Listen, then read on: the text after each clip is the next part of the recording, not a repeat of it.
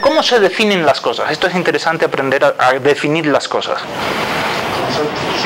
Género más diferencia específica. Género más diferencia específica. Por ejemplo, yo podría definir con esta definición, que es la definición más simple al ser humano, con una cosa tan sencilla como esto, ¿no? Como el animal risible. Porque el género es animales, ¿no? Y hay una serie de animales. Pero la diferencia con el resto de animales es que este se ríe, ¿no? Este puede contar chistes. Las hienas parece que se ríen, pero no pueden contar chistes. Y no saben lo absurdo que puede ser alguna cosa, ¿sí? Ya lo he definido. Ahora uno dice, es una definición pésima no, animal risible. Entonces yo lo que les digo, tratemos de definir lo mejor posible al ser humano. A ver, Di Carlo, ahora sí. Creo que el ser humano es un ente todo es ente. que tiene potencias. Que tiene potencias. Todo tiene potencias salvo Dios. Que son, bueno, tiene la suma potencia. Y se diferencia de los animales. Capacidad de razonamiento. Bueno, esa es definición también de ángel. Ente con potencias y que puede razonar. Felipe, ¿tú querías decir algo? No sé nada más. Entonces, ¿cuál sería el género más propio? es interesante, primero, definirlo lo mejor posible para un poco determinar también quién es ser humano y quién no lo es, ¿sí? Y también, yo antes comenzaba las clases de teoría fundamental del derecho, cuando comencé a darlas, con la definición de ser humano. Porque en la definición de ser humano está el resumen de todo el código, en el fondo, ¿no? Por una definición completa, lo más exhaustiva posible, lo que tenga los rasgos propios que no pueden faltar.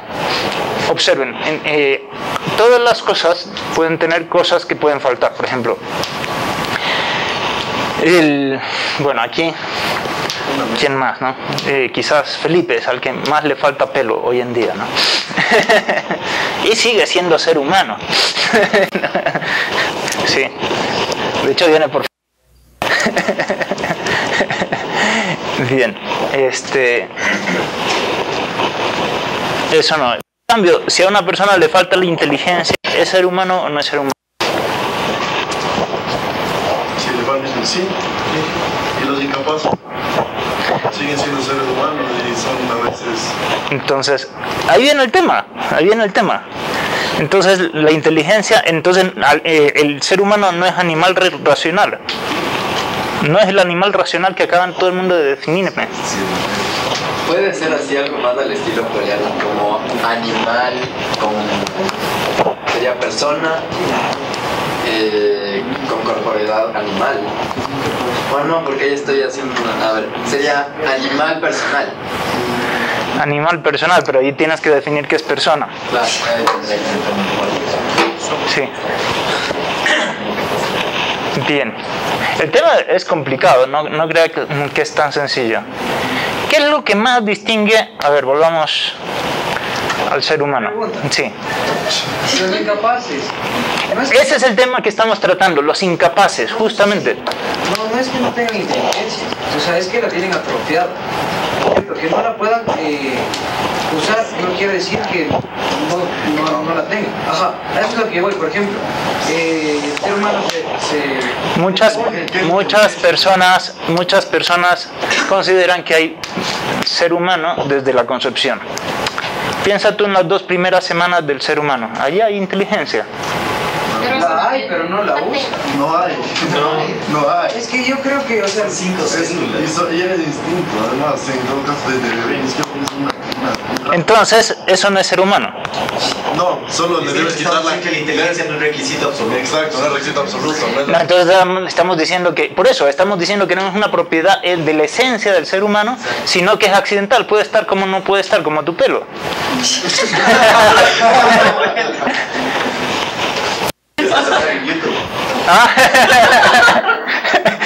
Podemos borrarlo.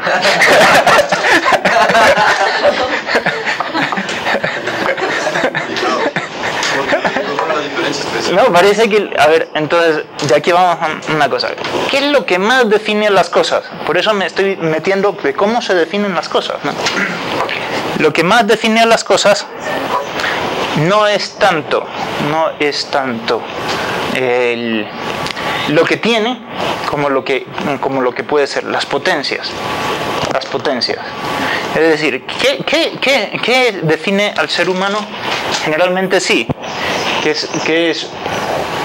tiene un cuerpo con unas capacidades psicomotrices que se va desarrollando y todo esto, y tiene las potencias, en potencia al menos la vista, el tacto, el gusto, la inteligencia, la voluntad y todo esto. Más definen la naturaleza, las potencias. ¿Qué es naturaleza? Esto ya lo tomé en el crucigrama. Naturaleza.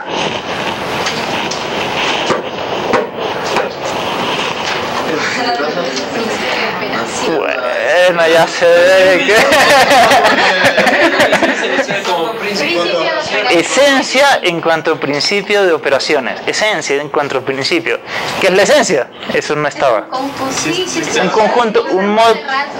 Un conjunto de propiedades, de rasgos, efectivamente. Un modo de ser.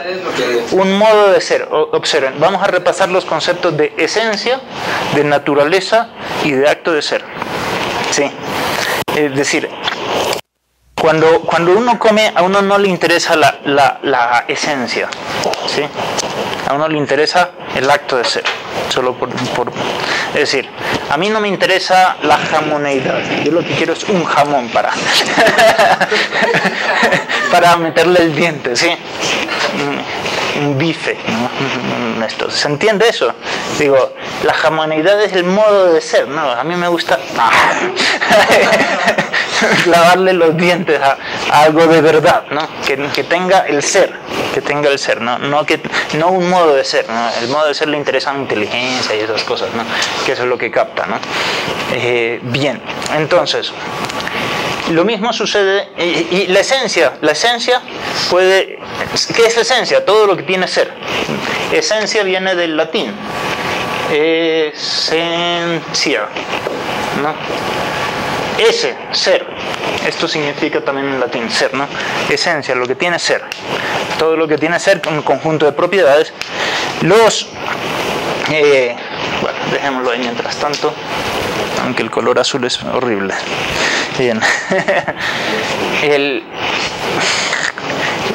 Los griegos solo se quedaron en la esencia.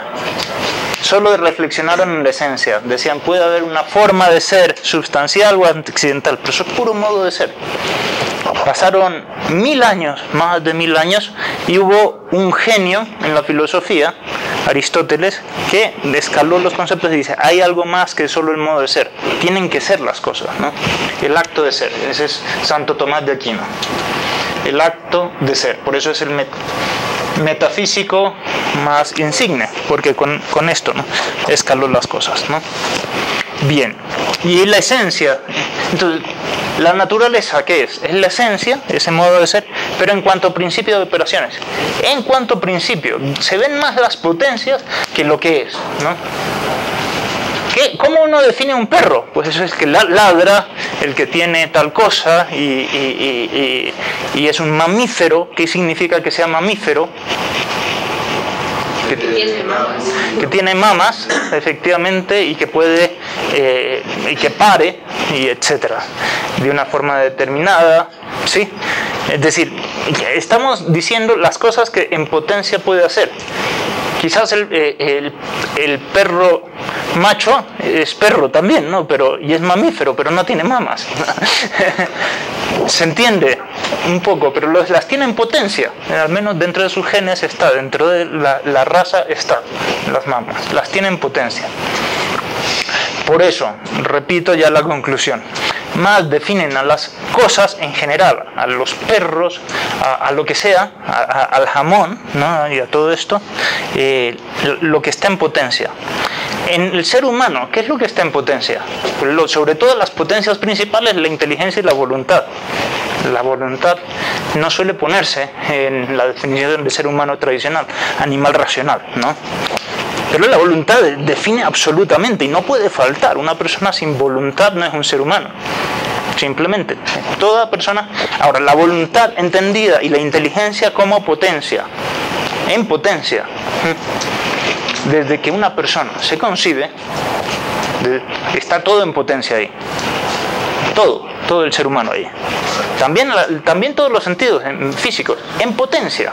Claro, por ¿Sí? eso a los discapacitados. Por eso los discapacitados también son personas, o también son seres humanos. Inteligentes habiendo podido tener Sí. digamos, la voluntad. E incluso lo puedes curar y efectivamente. Sí, sí. Habiendo podido. Entonces, quiero que... Bien, ya hemos diferenciado las potencias, pero lo que más define, en la naturaleza, lo que más define es las potencias. Pero al ser lo que más define es lo que está en acto. Aquí me puedo elevar un poco metafísicamente en el discurso filosófico, pero después lo pondremos en blanco y negro. Vamos ahora sí a bajar, ahora sí, lo que Sebastián quería ver, que pensaba que ya estábamos en la noción de ser humano. Una pregunta de examen a veces es, ¿qué es ser humano? Entonces, esta es una definición que intenta ser totalizante, no solo poner un género y una diferencia específica, que bastaría poner animal que se ríe, ¿no? ¿Sí? Sino que es una definición que trata de coger todas las características que no pueden faltar. ¿Qué no puede faltar entonces? Ser humano. Ser humano, ser. Entonces aquí observen, no estoy definiendo naturaleza humana, estoy definiendo ser humano, todo lo que tiene ser. Entonces, es aquella persona. Ya veremos qué es la persona también, ¿no? La persona, aquí hace falta bastantes conceptos filosóficos. El concepto de persona, para arribar en la filosofía, el concepto de persona, tuvo que morir mucha gente. Hubo una cantidad de disputas cristológicas sobre si Jesús era persona o no era persona, cuántas personas hay en Dios y todo esto. Digo, en serio que todos los problemas teológicos hicieron nacer el concepto de persona. En el derecho romano solo se llamaba persona una máscara, pero no a lo que nosotros ahora entendemos como persona. Digo, eso, el concepto de persona, sin el cual no se entiende la modernidad, nació en las disputas sobre la Santísima Trinidad. Esto es que en varios concilios, gente que se mató realmente, ¿no?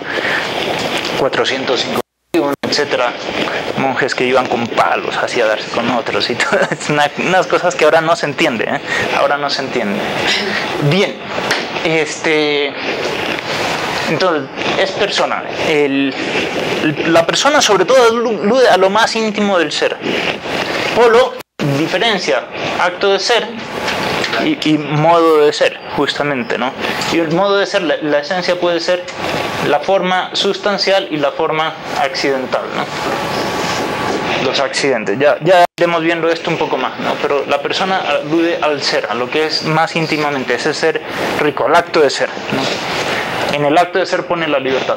Manifestada es la persona manifestada, porque también pueden no manifestarse en este mundo corpóreo. Los ángeles son personas, por ejemplo, ¿no? Pero eso excede el mundo del derecho. No estudiaremos aquí eso. Manifestada en un concebido vivo.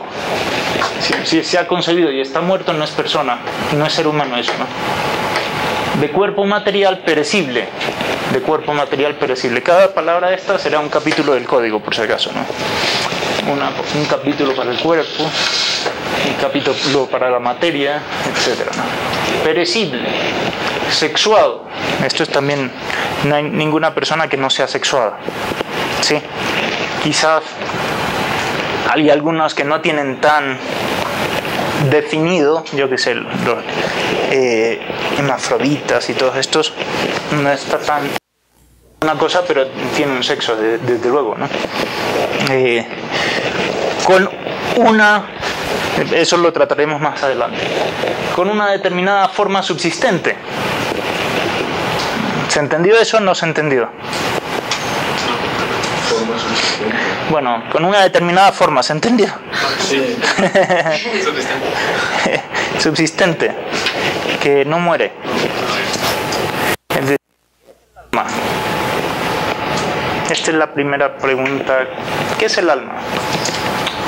Algunos lo entienden como la forma. Es la forma del cuerpo humano.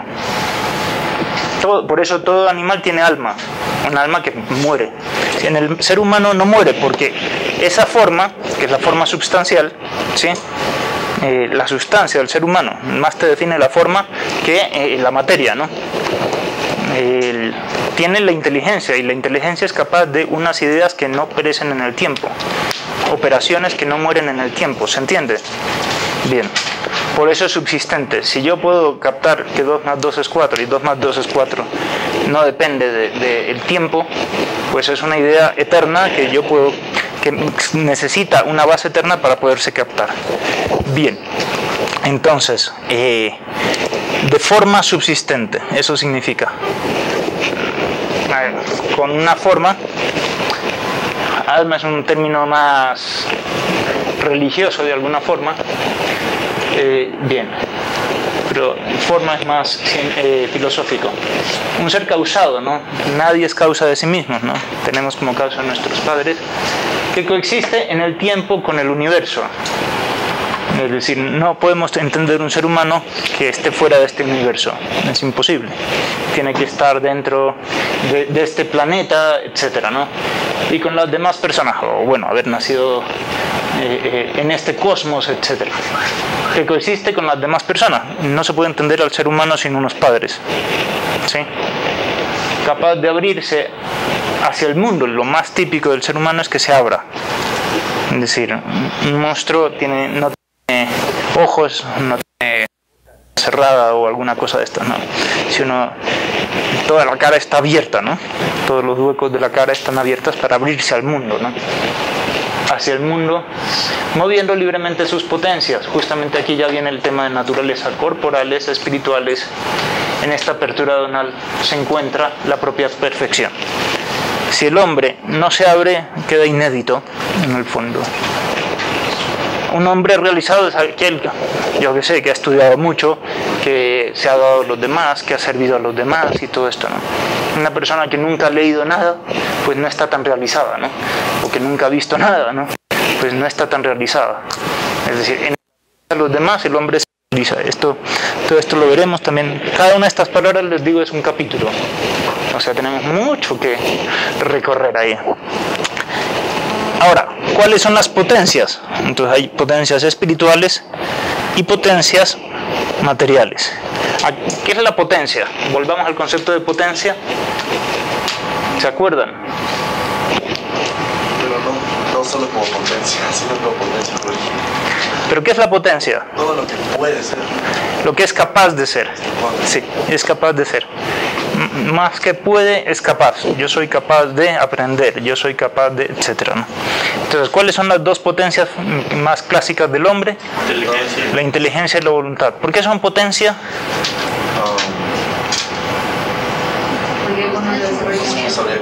Porque son capaces de conocer la verdad y capaces de amar el bien. Es por eso es que son potencias, no es por otra cosa. Aquí, la potencia de procederse con la inteligencia y la voluntad. En esto se fundamenta el derecho. Todo derecho es una facultad, en el fondo, subjetivo, ¿no?, de dominar algo. Pero para dominar algo uno tiene que dominarse a sí mismo. Observen una cosa. Observen el índice. Alcanzan a ver el índice, casi no se ve, ¿no?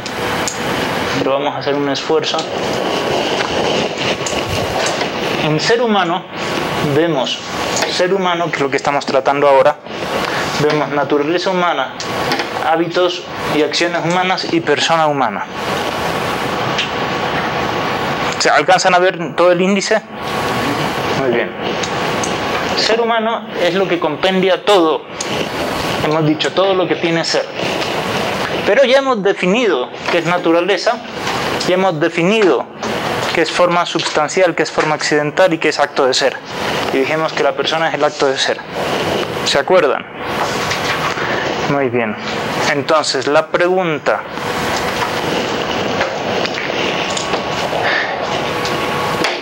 de todo esto, ¿cuál es la naturaleza humana? ¿Cuál es la forma substancial? ¿Cuál es la forma accidental? ¿Cuál es el acto de ser? La persona. Es aquella persona en el estado. No se entiende, ¿no? La pregunta es demasiado abstracta. Repetir la pregunta. A ver, vuelvo sobre el tema, ¿no? Ser. El ser puede tener varias manifestaciones.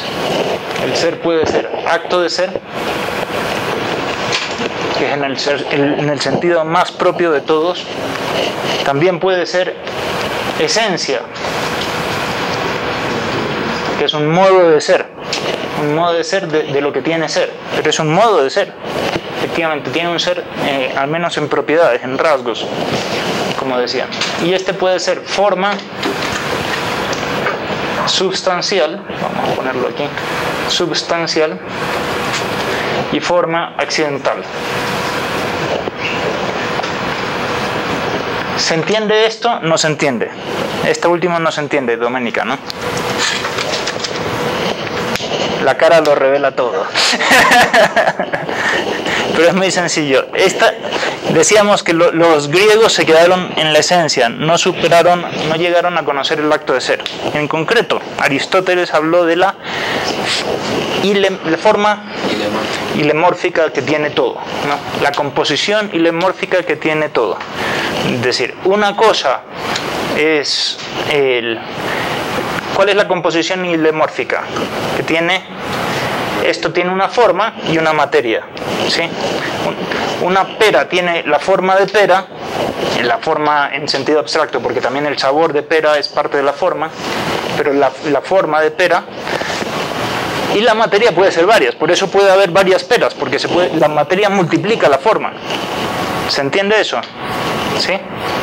Si yo cojo varios plastilinas, puedo hacer varios triángulos. La forma de triángulo se puede multiplicar con la plastilina, porque la materia, pongo más materia. Y dentro de la forma puede haber una forma sustancial y otra accidental. La forma sustancial es la cual es necesario que esté ahí para que sea esa. Y la forma accidental es el pelo, lo que decíamos, puede estar o no puede estar, puede faltar. Puede uno tener uñas largas o uñas cortas, estar pintado o no estar pintado, ¿no? Eso es accidental. Y sí, seguir siendo humano, todo esto, ¿no? Bien, en cambio, uno no puede decir, bueno, no tengo corazón ni cerebro, ya eso no es un ser humano, eso es sustancial, de la sustancia del ser humano, si no puede cambiar. Bien. Lo más primigenio, a ver, entonces, lo digo sencillamente ahora ya que no pudo contestarlo nadie.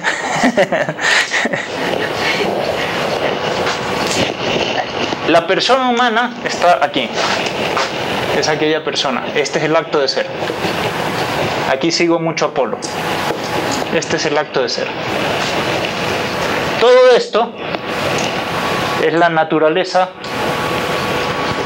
Aquí, por si acaso, están potencias corporales y espirituales, y aquí es toda la lista de potencias corporales y espirituales, ¿sí? ¿Qué vendría a ser la forma accidental del ser humano? Pues debemos decir, las uñas, estas cosas, también las acciones humanas. Las acciones humanas no hace falta ejecutarlas todas para seguir siendo humano. No puede no accionar. La gente dormida también es ser humano, aunque no esté utilizando la inteligencia ni la voluntad. Es también ser humano. Basta tener todo esto en potencia, ¿sí? Esto hay que tenerlo, y esto hay que tenerlo en potencia, nada más. No hace falta tenerlo en acto para ser humano. Por eso los incapaces también son seres humanos, ¿no? Vamos hasta ahí, más o menos. Ya veremos los hábitos y las acciones y todo eso.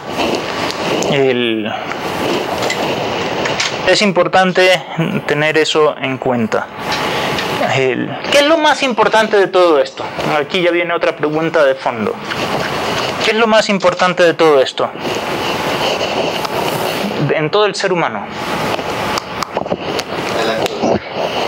Pasada la pregunta a términos jurídicos es, ¿En qué radica, en último término, la dignidad del ser humano? Todos los derechos humanos se fundamentan en la dignidad del ser humano, que es superior a la de cualquier animal. Por eso es lícito matar a algún animal para que el ser humano sobreviva. Si no, si el animal fuera más digno, no diría el ser humano tiene que morir para que pueda vivir el gorila, por ejemplo, ¿no? O los monos. Sí. Suele suceder.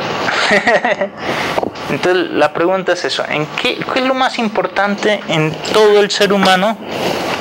El fundamento último de la dignidad del ser humano. El acto de ser, su propio ser, aquello que le hace ser lo que es. La inteligencia. No, porque no es una de sus potencias, pero se sustenta en su ser. No podría tener, o sea, una de las máximas del pueblo es que el modo es para el ser.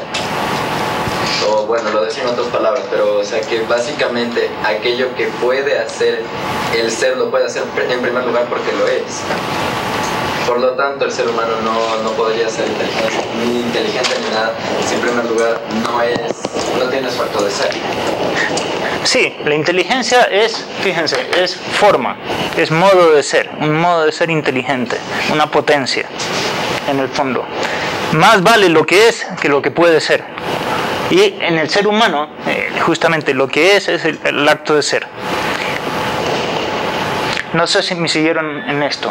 Consecuencias de lo que estoy diciendo. Sé que ahora las primeras clases son las más abstractas. Después ya bajamos bastante más, no se preocupen. Y esta puede ser de las más abstractas de todas. ¿Qué pasaría si lo más importante fuera la inteligencia? La dignidad no sería igual para todo el mundo. Sería bueno matar a los que menos inteligentes en aras de los más inteligentes. Porque la inteligencia no es igual en todo el mundo, no sé si se han dado cuenta. Digo, hay gente más inteligente, hay gente menos inteligente, hay gente más inteligente para una cosa que para otra, etc. Hay de todo, hay de todo. Hay una variedad grandísima. Igual hay gente que tiene más capacidad de amar que otras, ¿no? Efectivamente. Y nada, uno podría decir, pues si en eso se fundamenta la dignidad del ser humano, los derechos humanos hay que darles más a unos que a otros. Entonces va por el lado legal, por la especie en sí, o sea, por el hecho de ser humano. Por eso, por la especie. Si fuera por la especie, la corporal, tú dices. Y en general todo lo que nos configura como humanos. Pero por la parte corporal, entonces tú podrías hacer un tratamiento eugenésico para liquidar a los que no cumplen con ciertas cosas. Es que... Mucho más que el modo de ser, es el acto de ser. El acto de ser personal. La persona en sí misma es libre, es creativa, es innovativa, es capaz de desarrollarse. Estas son las características personales en que las dice Polo. Y esto es bien interesante, todas esas. Porque fíjense, a diferencia de un toro, de un becerro cuando nace, ¿no? Que nace y ya pega una embestida al viento, se para y ya no quiere que nadie lo dome, ¿no? Es decir, el ser humano cuando nace es nada, pero es un genio en potencia. Es un genio en potencia, pero tiene un ser personal. Y es en potencia porque dentro del acto de ser es el acto de ser más fuerte de todos. Mucho más fuerte, digo, el acto de ser de un ser humano es más intenso que el de todo el universo material junto. Es decir, ya tendríamos que profundizar en estos temas metafísicos, no lo vamos a hacer, solo lo dejamos planteado y vamos a procurar que Gabriela se despierte. Bien. O sea que sí puede subsistir una sin la otra. A la final, digamos, si un ser humano, o sea, si yo que sé, no sé yo, cualquier animal, un jaguar, empieza a leer porque de la nada tiene la esencia humana de inteligencia, voluntad, etc. La forma es irrelevante. O sea, el que tenga cuenta Sí. jaguar y etcétera sería irrelevante. Sí, Ajá, literal. sí, tendría la misma dignidad que tú. ¿Qué es un jaguar? Si los mismos monos pueden leer. No, qué va. Bueno, vamos a ver. Listo. De ahí hay otros conceptos. ¿Qué es lo más evidente por si acaso en el ser humano? Por eso lo ponemos, ser humano soy yo, al menos soy yo. Por eso, entonces, digo, todo el tema de entenderlo, ¿no? Bien, esto es solo esto no hace falta que lo aprendan, esto es una puerta para un segundo código que alguna vez haré. Pero bueno, bueno, lo he comenzado ya a hacer, pero es más complicado. Aquí ya vienen todos los temas, bueno, las citas de ese son bastantes. Bien. Noción breve de ser humano. Ser humano es la persona de naturaleza humana con hábitos y acciones. Que es el resumen de todo esto en el fondo, no sé si se han dado cuenta, ¿no? La persona, aquí está el acto del ser, de naturaleza humana, esta es la forma substancial, con hábitos y esta es la forma accidental, con hábitos y acciones. ¿Qué son los hábitos? Hábitos, aquellas cosas que no... Sí, por ejemplo, sí, una inclinación, por ejemplo, yo estoy habituado a venir en punto. Esa es la virtud de la puntualidad, es un hábito. Todas las ideas son hábitos que dan en la inteligencia de manera de hábito. Sí, por eso uno las puede recordar, poniendo la inteligencia en la mente. Cosas constitutivas del ser humano, bueno, su modo de ser, lo que es propio, pero quería ir a la parte naturaleza humana. Entonces, por eso Legiseder es especialmente, esto lo van a entender. Naturaleza humana se representa en el individuo concebido vivo de cuerpo material, perecible, sexuado. ¿No les suena esto ya? Que lo han leído. No hay un déjà vu ahí. Sí. Esto ya lo he vivido. Es exactamente la definición de arriba, con una diferencia. ¿Cuál es la diferencia? Que no está el acto de ser. No está el acto de ser, no está la persona. Aquí no se habla de persona, se habla de individuo, ¿no? Efectivamente. ¿Se entiende? La naturaleza como principio de operaciones, la esencia, la naturaleza es la esencia en cuanto a principio de operaciones. Esto es lo que acabamos de decir, ¿no? Lo importante para definir quién tiene naturaleza humana son las potencias. Por eso también los que duermen, los concebidos, nacidos o no, todos los niños, los viejos, los dementes, los discapacitados y todo el que padece alguna enfermedad sigue siendo ser humano. Esa es la consecuencia. Es importante definirlo bien. Esto ya lo entendemos. Simplemente quería centrarme arriba porque si lo de arriba se entiende, todo esto se entiende. Potencias activas y pasivas. Aquí hay un término nuevo que vale la pena saber. ¿Qué es una potencia activa y una potencia pasiva? Entonces, hay dos tipos de potencia. Uno es capacidad de ser. Entonces, vamos a ver. Di Carlo ha hecho el servicio militar o algo parecido. Entonces, está en capacidad de que le pegue todo el mundo, ¿no? Y no se estremezca, ¿no? Efectivamente, ¿no? Puedes... Esa es una potencia activa o pasiva. Pasiva, sí. Pasiva, él solo... ¿Qué tiene que hacer, no? Basta, no hace falta, ¿no? En cambio, yo estoy en capacidad de moverme a darle un puñetazo a Di Carlo. Ya. ¿Eso es una potencia activa o pasiva? Activa. Efectivamente, porque yo tengo que actualizar mis potencias, mis músculos y todo esto está hasta el ejecutar una acción malévola. Ya, que es de chiste, obviamente, por si acaso. Bien. ¿Se entendió lo que es una potencia activa y pasiva? A ver, bueno, la capacidad de hablar, ¿qué es una potencia activa o pasiva? La capacidad sexual. Activa, totalmente. Bien, no comamos, bien. Bien. Perfecto. Y aquí vienen otras cosas. Bueno, obviamente, ver todos los sentidos. Algunos son pasivos. No, los sentidos serían pasivos. Pasivas. Uno recibe los colores, etcétera, todo eso. Y la pregunta más difícil de todas: ¿la inteligencia es una potencia activa o pasiva? La inteligencia. ¿La inteligencia es una potencia activa o pasiva? Depende, porque hay la inteligencia ajena y la inteligencia pasiva. Hay dos tipos de inteligencia. Hay dos tipos de... Una que recibe simplemente en las formas y todo eso, esa es la inteligencia pasiva, y otra que ilumina y hay una acción dentro y conoce. Entonces es el intelecto activo o agente, el intelecto agente. La voluntad igual. Uno puede recibir solo y querer lo que le ponen enfrente, y hay otras que digo, no, ahora yo voy a pegarle a dedicarlo. Entonces eso es una decisión del profesor, ¿no? De la voluntad en el fondo, ¿sí? Es decir, para mover el cuerpo la voluntad tiene que quererlo. Esto es interesante. Con lo cual la inteligencia y la voluntad tienen su parte activa y su parte pasiva. Cuando veamos el capítulo de las libertades del ser humano, que es absolutamente relacionado con los derechos humanos, veremos justamente que existen estas dos cosas, ¿no?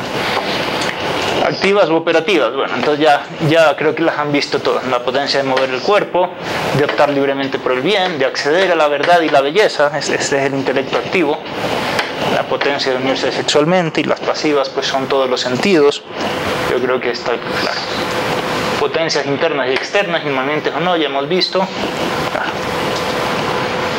Y entonces, el orden en las potencias. Y esto es algo que ya vimos, ¿no? No todas las potencias tienen el mismo valor. Esto lo vimos en la primera clase.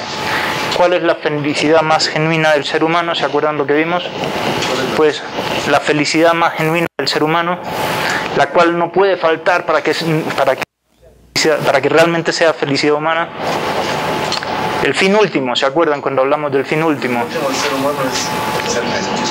Sí, no, el ser feliz, pero ¿en qué consiste la felicidad? Entonces, la pregunta que hicimos, ¿no? ¿La misma felicidad para todo el mundo? Entonces, alguno decía que no. Sí, porque tenemos la misma potencia, ¿no? Entonces debe ser la misma para todos.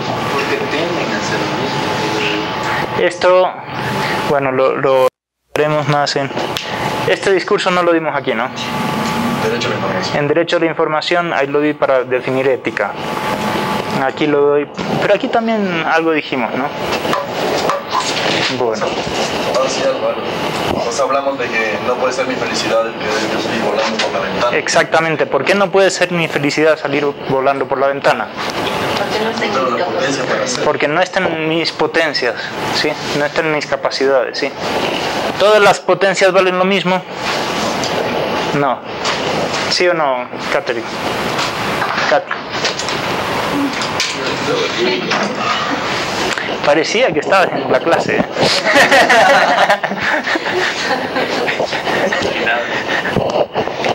¿En quién habrás estado pensando?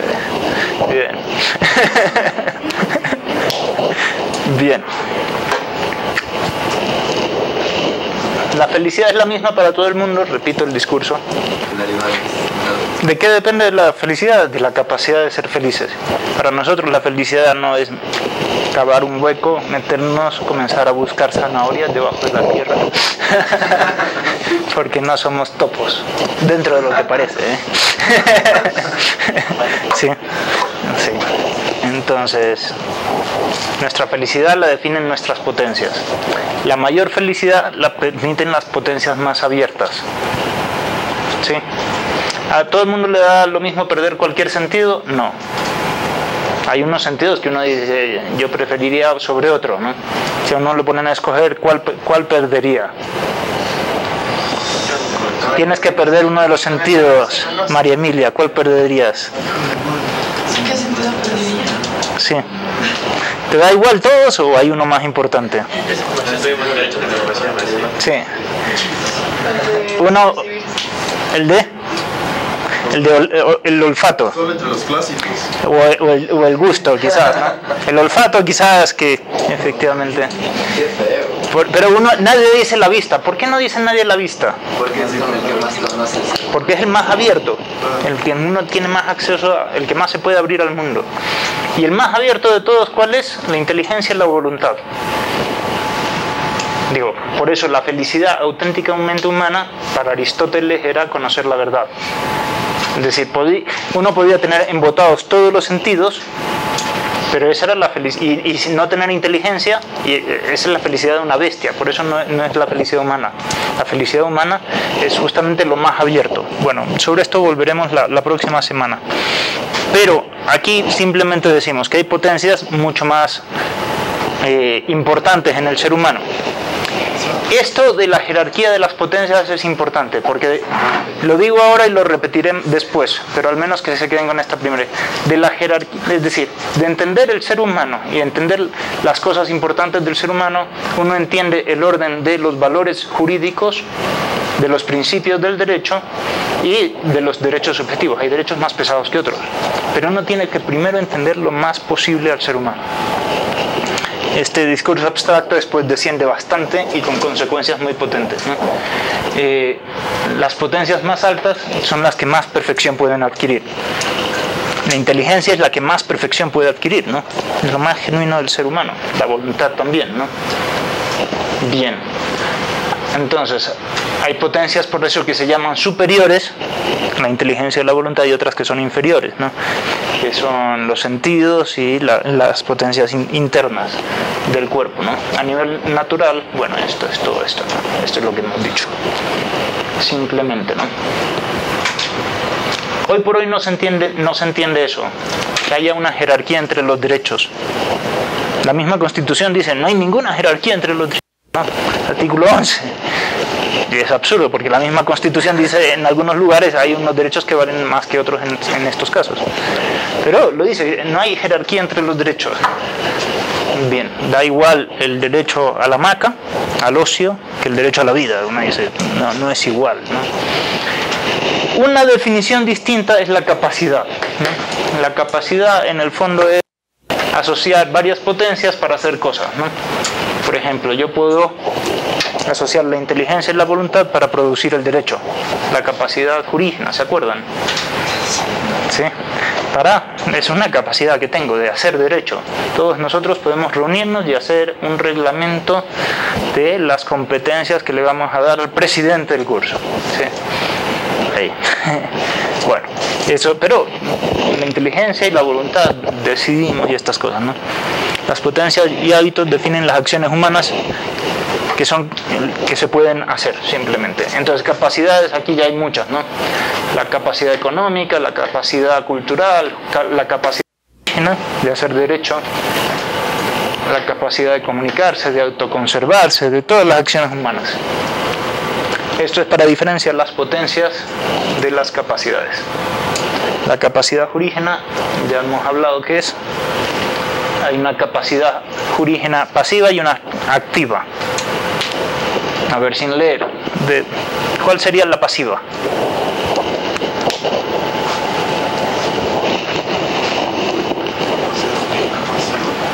Solo a ver si lo toman en el examen y no han estudiado, ¿qué dirían?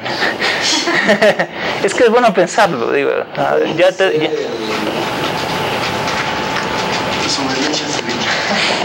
No, pues no es en todo caso debería ser aquí, porque estás generando algo. Exactamente. El recibir algo jurígeno. Sí, por ejemplo, exactamente. Si surge el de... Si es que dicen que el impuesto a la renta desde mañana va a ser de 14% al momento en el que yo estoy, digamos, pagando mis impuestos, estoy siendo un pasivo. Sí, el hecho de yo poder ser sujeto de derechos y que me puedan poner a mí el derecho, por ejemplo, a la seguridad social. Yo tengo la capacidad de recibir ese derecho, ¿sí? Y el legislador me lo puede poner en mi titularidad, ¿sí? ¿Sí me explico? Ese es solo recibir. La activa, yo voy a sancionar un reglamento. El curso, todos nosotros vamos a hacer una norma, voy a hacer un contrato. es producir, ¿sí? Esto es muy sencillo, es eso, no es más. Y las facultades humanas, la facultad jurígena, no es la facultad de utilizar esas potencias en lo que sea capaz. No tienen nada más acciones y hábitos, se puede hacer lo que uno está en capacidad, según las inclinaciones y todo esto. Y viene el último tema potente de la clase de hoy, la persona humana. ¿Qué es la persona humana? Entonces, aquí ya les he contado que para definirla, la persona humana, ha costado muchísimo y ni siquiera se ha llegado a una definición inconcusa, que todo el mundo lo acepte, ¿no? La psicología la definiría como el yo, ¿no? El individuo, bien, otras ramas, bien. Hay algo, un sustrato último dentro de la naturaleza humana que dice, este es un ser personal. La definición clásica es la de Boecio, ¿no? ¿Qué dice Boecio? Persona es quien subsiste, no, sí, el individuo que subsiste en la naturaleza racional, ¿no?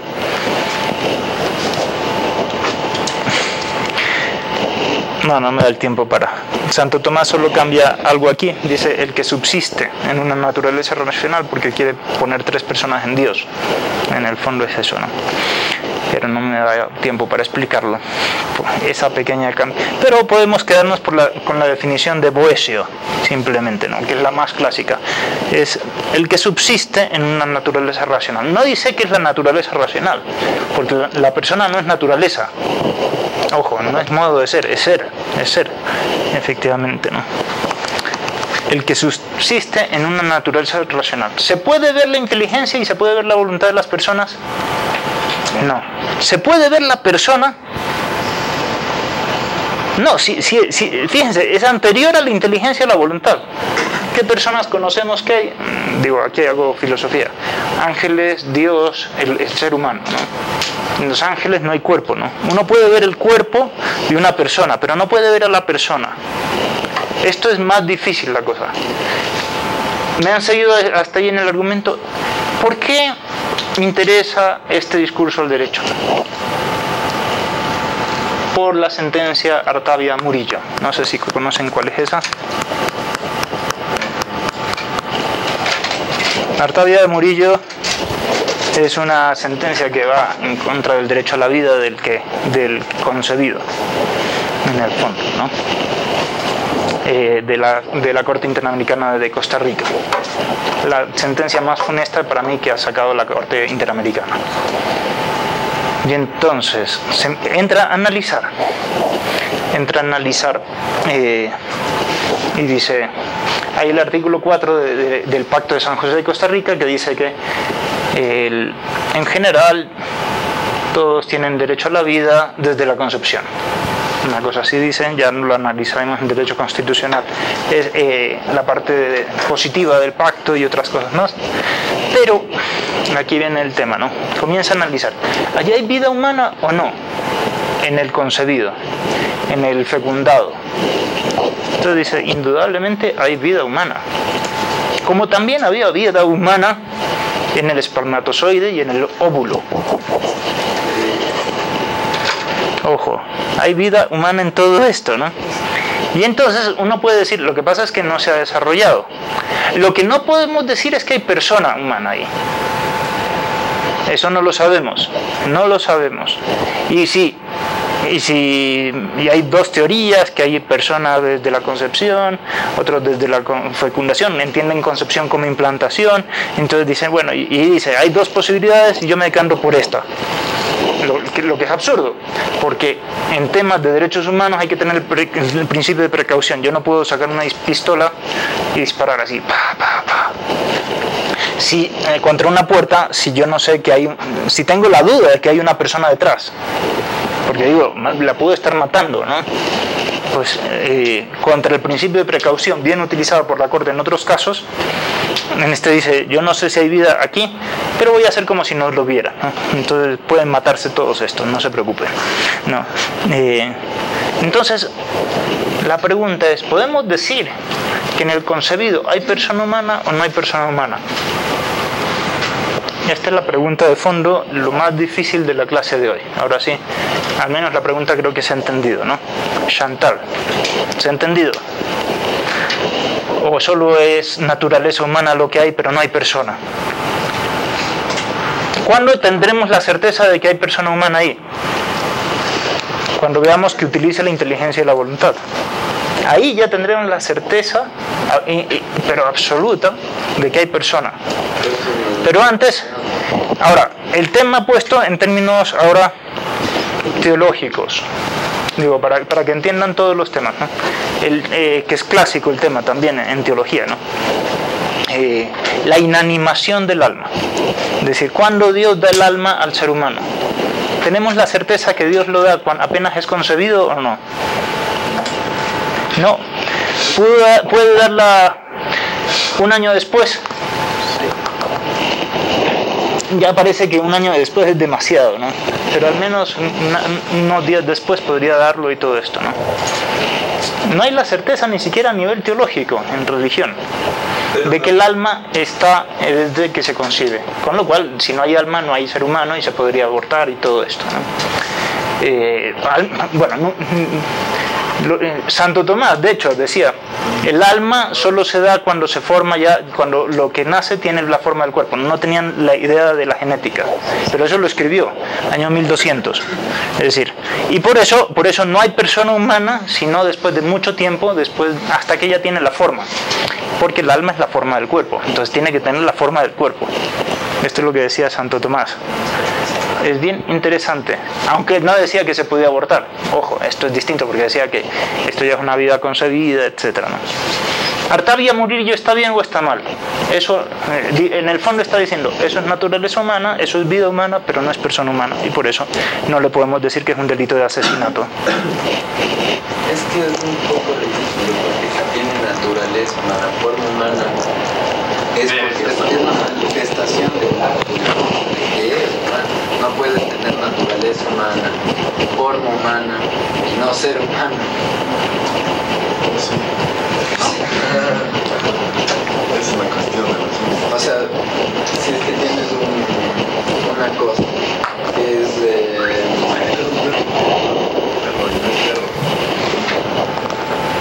pero no dijiste que era perro. Si tienes un perro que es Si tienes algo que parece perro, ladra, tal, luego le vas a hacer ver y ven, va a ser perro. Es como claro, pero es que, o sea, la manifestabilidad de la cosa, o sea, cómo se manifiesta la cosa es una cosa, pero no puede manifestarse contrario a lo que es. O sea, hay que volver a las potencias en todo caso. ¿Qué opinarían esto, no? Acoto más el tema. Contra eso que decía, bueno, también tiene vida humana el espermatozoide. Es que el espermatozoide no es un ser humano, porque un espermatozoide por sí mismo no es ser humano. Paula. Una vez No, digo, ¿opinas algo? Sí, no.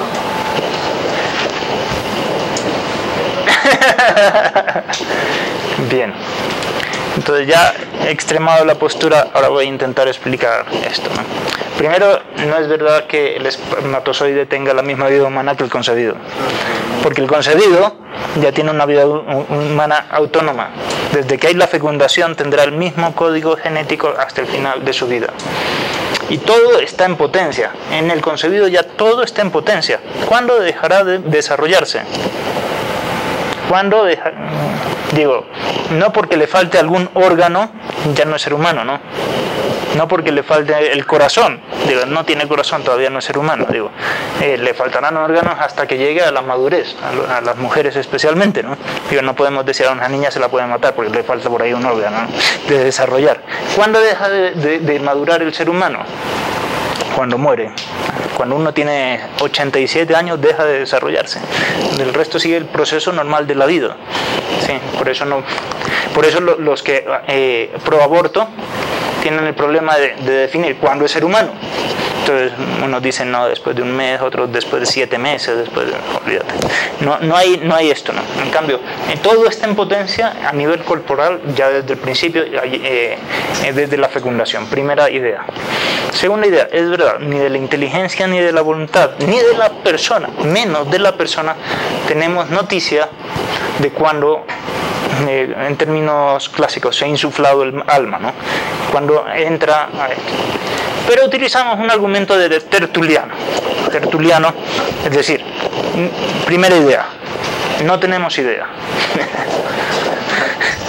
Segunda idea, Tertuliano, ¿no? Si eso no es persona, nunca lo será. ¿Sí? Si eso no es persona ahí, nunca lo va a ser. O más fácil en los perros, ¿no? Si el concebido ahí, perro, no es perro ahí, nunca va a ser perro. ¿Cuándo se va a transformar perro? Sí.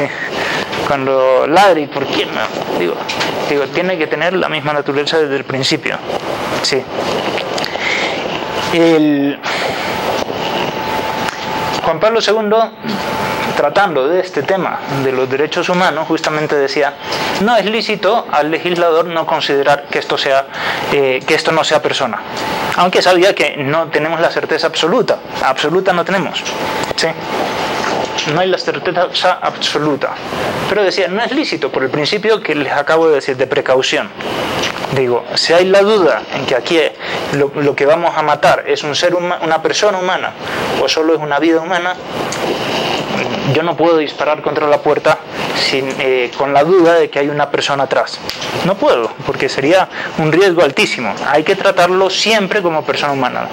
Las leyes tienen que tratar, y esta es la conclusión que da Juan Pablo II, las leyes tienen que tratar siempre a los concebidos desde la fecundación, desde concebido igual fecundado, ¿no? Como persona. ¿Se entiende esto? Para efectos jurídicos, por el principio de precaución. Finalmente, y aquí un argumento, y esto es teología, hago un paréntesis de 1 minuto de teología nada más. El que más a mí me ha convencido es el de Santa Catalina de Emmerich, que era una filósofa justamente, que siguió a Edmund Husserl, ¿no? Y decía, es decir, ¿cuál es el dogma de la Inmaculada Concepción? La Virgen María, desde la fecundación, tuvo alma en gracia. Pero tuvo alma, quiere decir que tuvo alma, ¿no? Pero es un argumento absolutamente teológico, ¿no? Entonces, pero filosóficamente no tenemos idea. A nivel de razón no podemos llegar más allá. Ok, sigamos entonces. Ese es el tema de la persona humana. Cuando se constata a nivel la persona se diferencia cuando se constata en ella las propiedades de su acto de ser. Bien, ya hemos visto algunas propiedades. Equivalencia jurídica entre ser humano y persona humana. Ya creo que se entiende esto, por qué estamos diciendo y hemos dado toda la clase de hoy, ¿no? Y aquí viene un aforismo también, este es Dors, homo homini persona, ¿no? El hombre para el hombre es persona, es siempre persona. El ser humano se manifiesta en que existe como uno, como algo diferenciado del resto, desde la fecundación, ¿no? Tiene ser humano aquel que se participa de todas las propiedades de la esencia humana. Ya hemos visto el límite donde lo definen, ya no es el 5, ahora tendría que cambiarlo. Para todos los efectos jurídicos, la sustancia individual que participa de las propiedades esenciales humanas es persona. Para los efectos jurídicos, siempre lo que tiene las propiedades del ser humano es persona humana. ¿Se entendió? Estamos yéndonos aquí contra la sentencia de Artavia Murillo, que dice todo lo contrario. Que dice, no, una cosa es el ser humano y otra cosa es la persona humana. Y entonces, cuando el ser humano se convierte en persona humana, tampoco lo define. Entonces, nunca. Si eso no lo fue, nunca lo será. Bueno, algo de... Bien, varias... Y aquí está la presunción del ser humano y de la persona. Cuando el cuerpo está dispuesto, debe de presumirse que hay un ser humano y que hay persona humana. Esto me parece que es lo más obvio para el derecho, ¿sí? El principio de presunción, ¿no? Entonces, si se presume, y esta es una precisión que no admite prueba en contrario. Tertuliano, bueno, justamente, ¿no? Es ya un hombre aquel que está en camino de serlo, ¿no? Bien, este es el en Apologeticum. Muy bien, con eso hemos terminado las fuentes materiales.